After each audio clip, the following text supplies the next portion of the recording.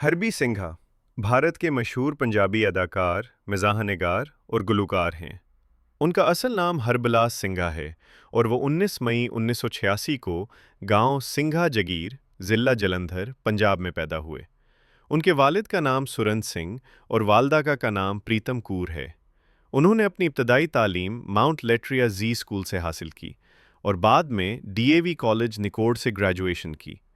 बचपन ही से हरबी को लोगों को हंसाने और अदाकारी करने का शौक था। स्कूल और कॉलेज के ज़माने में वो कई कॉमेडी ड्रामों और मुकाबलों में हिस्सा लेते और जीतते थे। इब्तदा में वो मुख्तलिफ छोटे काम भी करते रहे ताकि अदाकारी में कदम रख सकें। उन्होंने अपनी फ़िल्मी ज़िंदगी का आगाज़ 2001 में अपने दोस्त और मशहूर पंजाबी अदाकार गुरप्रीत घोगी के शो से किया, जहां उन्होंने एक गाने में परफॉर्म किया।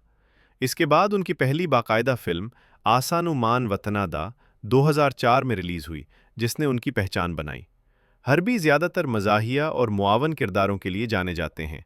उन्होंने कई मशहूर पंजाबी फ़िल्मों में काम किया, जिनमें केरी आन जटा, लामा फेरे, निका ज़ाइलदार 2, किस्मत, परहोना, रंजा रिफ्यूजी और हनीमून शामिल हैं।